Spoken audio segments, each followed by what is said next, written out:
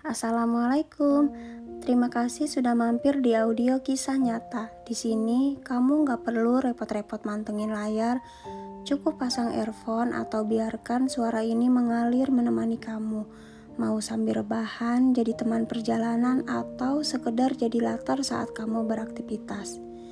Semuanya bisa karena setiap kisah selalu punya makna.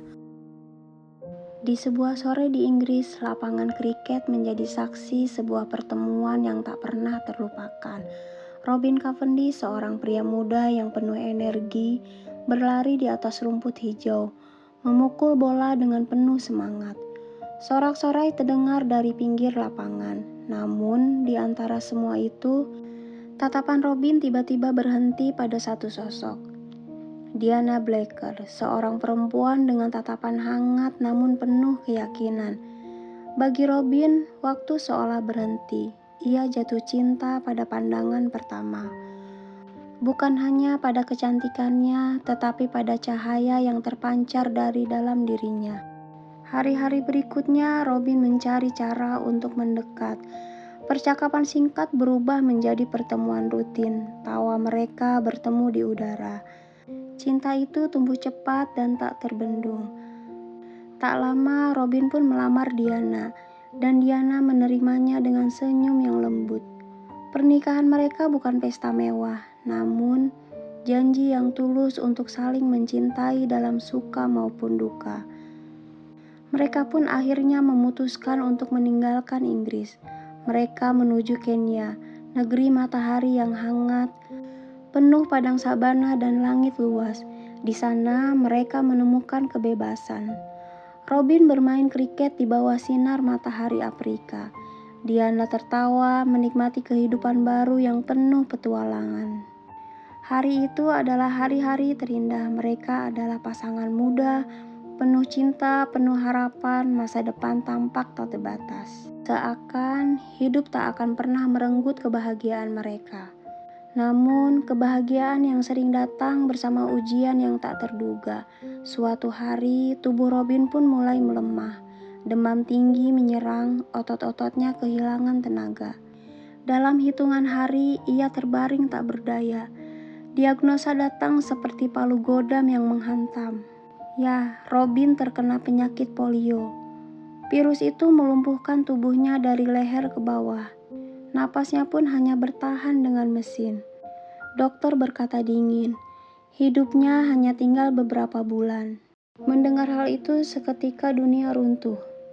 Masa depan yang semula terbuka kini berubah menjadi penjara tanpa pintu keluar. Robin menatap langit-langit putih. Jiwanya tenggelam dalam keputusasaan. Ia merasa hidupnya telah berakhir. Ia berkata pada Diana dengan lirih, "Lepaskan aku, ini bukan hidup." Namun Diana menatapnya dengan air mata bercahaya. "Kalau kamu menyerah, maka aku akan berjuang sendiri. Tapi jika kamu memilih hidup, kita akan menjalaninya bersama. Aku tidak menikahimu untuk menyerah."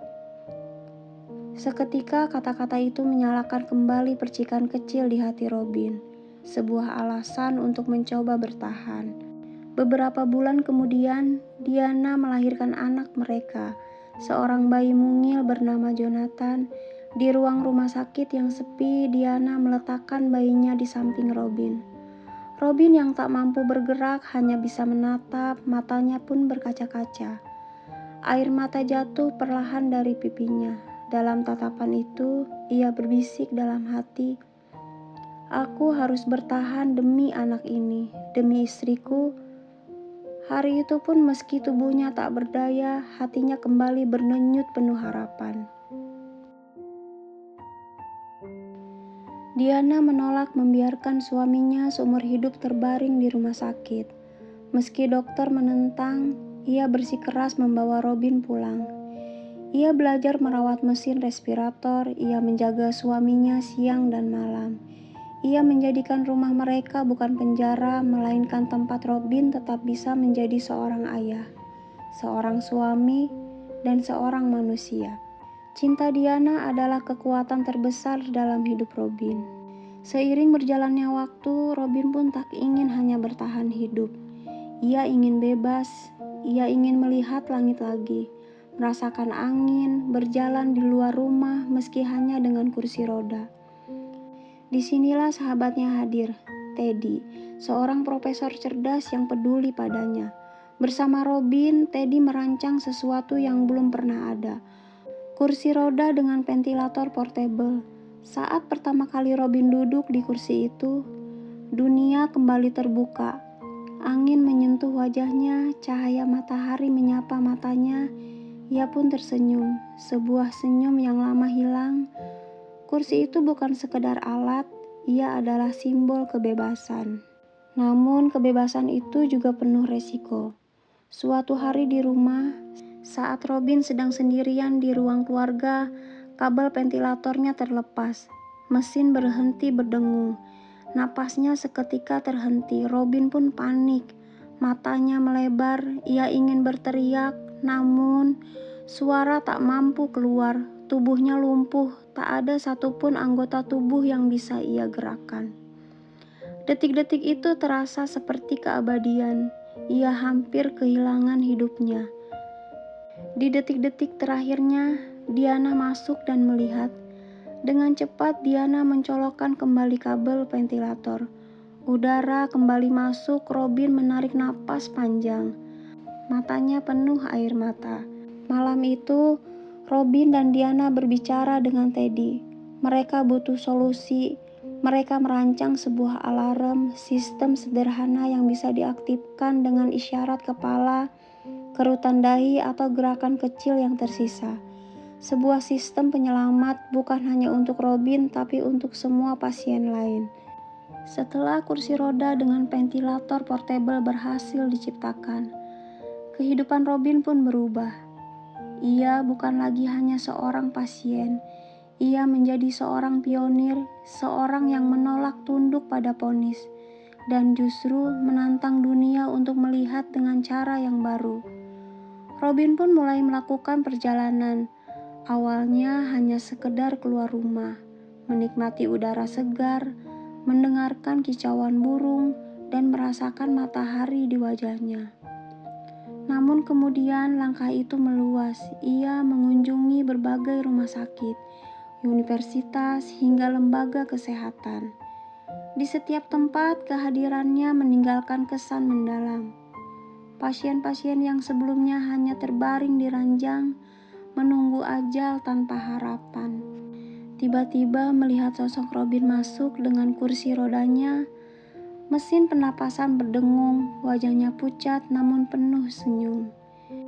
Dan mereka pun menyadari kalau dia bisa hidup, kenapa aku harus menyerah? Robin bukan sekedar hadir, ia berbicara dengan suara pelan namun penuh keyakinan. Ia berkata, para dokter, mereka tidak hanya membutuhkan mesin, mereka butuh hidup, mereka butuh kebebasan, mereka butuh kesempatan untuk menjadi manusia kembali. Sontak saja kata-kata itu mengguncang banyak hati. Para dokter yang dulu hanya melihat pasien sebagai tubuh lemah, mulai melihat mereka sebagai jiwa yang masih ingin bermimpi. Keluarga pasien yang dulu hanya pasrah, kini punya harapan. Robin juga mengunjungi berbagai negara. Ia menembus batas Eropa, memperlihatkan kursi roda ventilator pada dunia medis internasional. Di Jerman, di Prancis, di negara-negara lain, ia menunjukkan bahwa teknologi sederhana itu bisa mengubah nasib ribuan orang. Bayangkan saja seorang pria yang lumpuh total duduk di kursi roda dengan mesin terpasang di sampingnya. Bisa berkeliling dunia hanya untuk mengatakan pada semua orang bahwa hidup pantas diperjuangkan. Itu bukan hanya soal keberanian, itu adalah bentuk cinta terbesar pada sesama. Diana yang selalu ada di sisinya melihat suaminya bukan lagi hanya seorang pasien. Ia adalah pahlawan, bukan pahlawan yang berperang dengan senjata, tapi pahlawan yang berperang dengan harapan. Jonathan, putra mereka, tumbuh besar menyaksikan ayahnya menjadi simbol keteguhan. Bayangan ayahnya di kursi roda meski rapuh selalu menghadirkan rasa bangga. dan masyarakat luas yang dulu memandang polio sebagai vonis mati mulai melihat kemungkinan baru. Semuanya karena satu orang yang menolak menyerah. Robin Cavendish, seorang pria yang tubuhnya mati, namun jiwanya justru hidup lebih besar dari siapapun. Ia membuktikan bahwa keberanian seorang manusia bisa mengubah nasib banyak jiwa. Dunia mulai berbisik namanya dengan hormat. Pasien-pasien mulai menyebutnya inspirasi. Para dokter pun menyebutnya bukti, dan bagi keluarganya, Robin adalah kebanggaan abadi. Sebab ia bukan hanya bertahan hidup, ia memberi kehidupan pada orang lain. Tahun-tahun berlalu, Jonathan tumbuh dewasa. Diana tetap setia di sampingnya. Tubuh Robin semakin lemah, tapi semangatnya tak pernah padam. Hingga pada suatu titik, Robin merasa waktunya telah tiba. Ia tak ingin keluarganya terus terbebani. Dengan tenang, ia memilih untuk mengakhiri hidup melalui prosedur medis yang sah. Perpisahan itu penuh air mata, namun bukan air mata kesedihan, melainkan air mata cinta. Robin berterima kasih pada Diana, pada Jonathan, pada Teddy. Ia menutup mata dengan senyum, dan dunia kehilangan seorang pejuang. Setelah kepergiannya, warisan Robin tetap hidup. Kursi roda ventilator yang ia rancang bersama Teddy menyelamatkan ribuan nyawa. Kisah cintanya dengan Diana menjadi teladan abadi. Robin Cavendish, pria yang divonis hanya hidup beberapa bulan, ternyata bertahan puluhan tahun. Ia mengubah penderitaan menjadi inspirasi. Ia menjadi keterbatasan sebagai kekuatan, dan meninggalkan warisan yang akan dikenang selamanya. Karena pada akhirnya, hidup bukan tentang berapa lama kita bernapas, tetapi tentang bagaimana kita memberi makna pada setiap tarikan napas itu.